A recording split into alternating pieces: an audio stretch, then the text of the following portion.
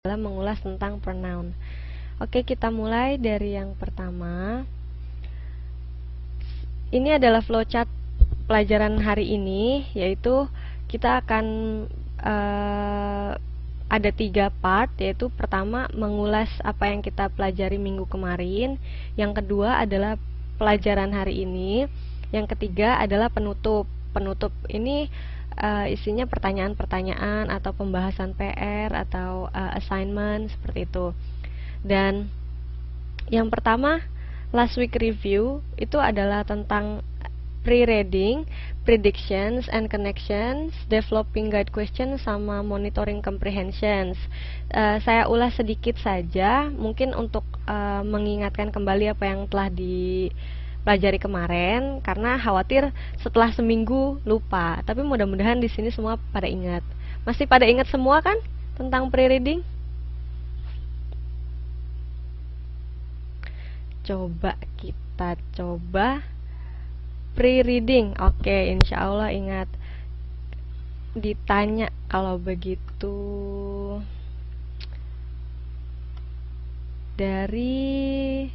boleh dari Mbak Vivi deh. Aku coba tanya, pre-reading itu apa ya? Ini semua boleh di online kan? Ada yang request nggak mau join online? Mungkin karena lagi bekerja atau tidak bisa online.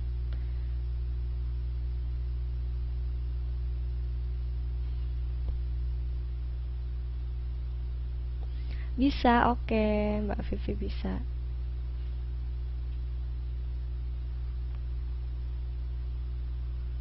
Wah, ini saya coba tadi untuk menghubungi Mbak Fitri, tapi not responding.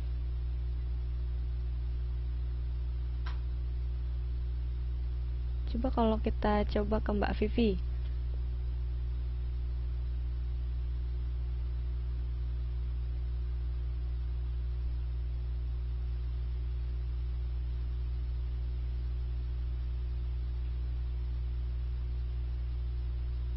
Halo?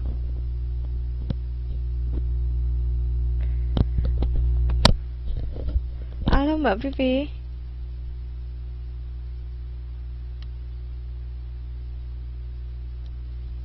Suaranya bisa agak sedikit dekat dengan mic-nya karena saya tidak mendengar.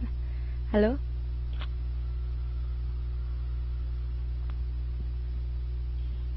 Halo Mbak Vivi, bisa dengar suara saya ya? Mbak Vivi masih ingat yang dimaksud pre-reading itu apa?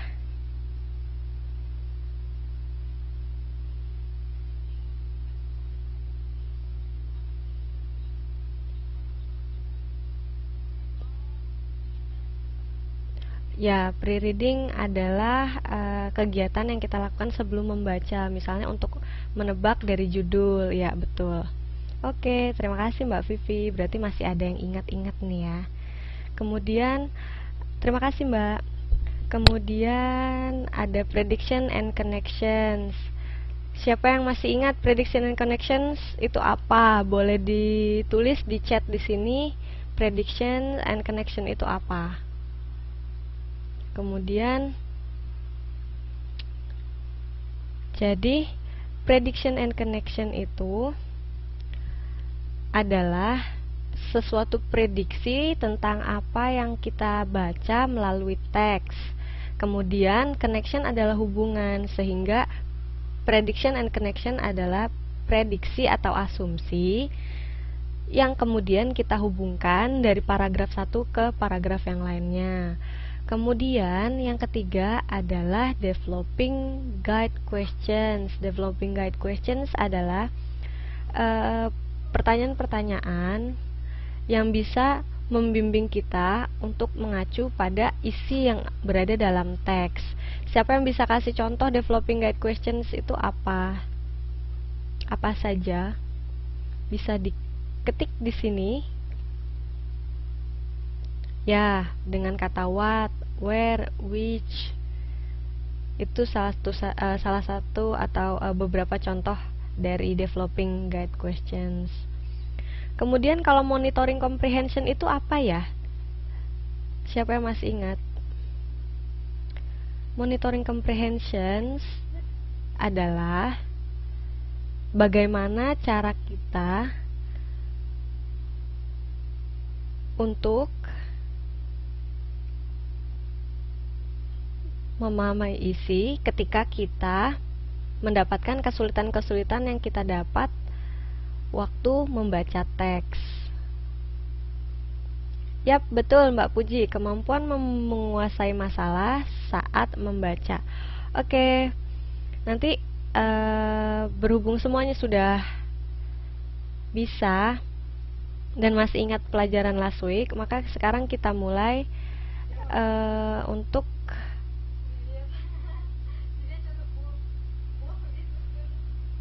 pelajaran kita. Oke, kita mulai ya.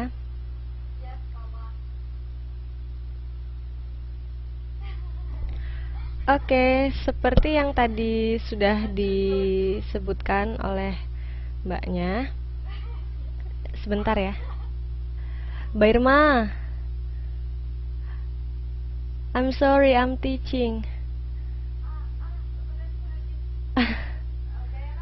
Yes.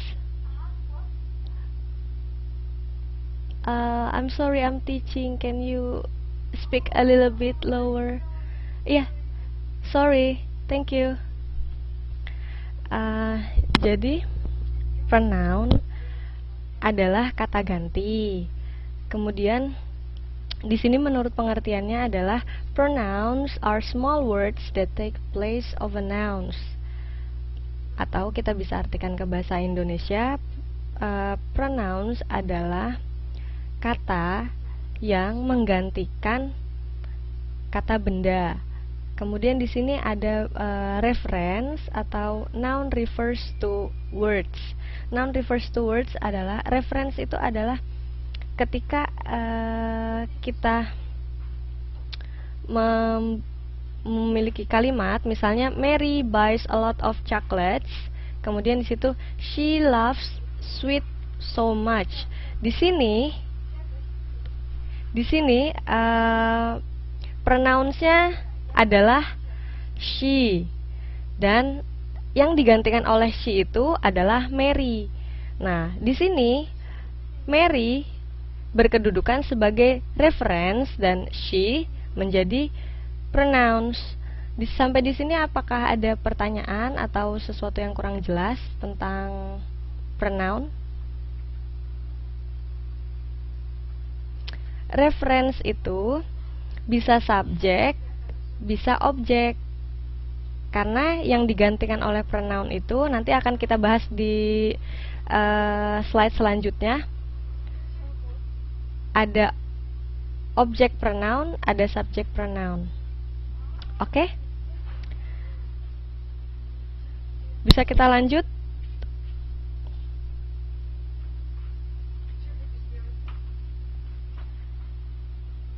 Di sini yang kedua, ini adalah contoh-contoh dari pronouns.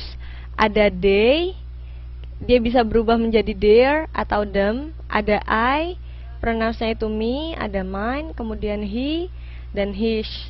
Kemudian it, ini untuk benda-benda, bisa jadi its.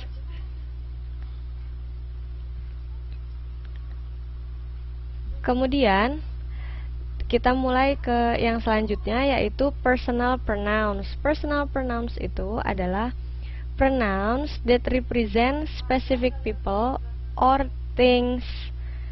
Atau kita bisa artikan ke dalam bahasa Indonesia, pronoun yang merepresentasikan atau menggantikan benda-benda atau orang.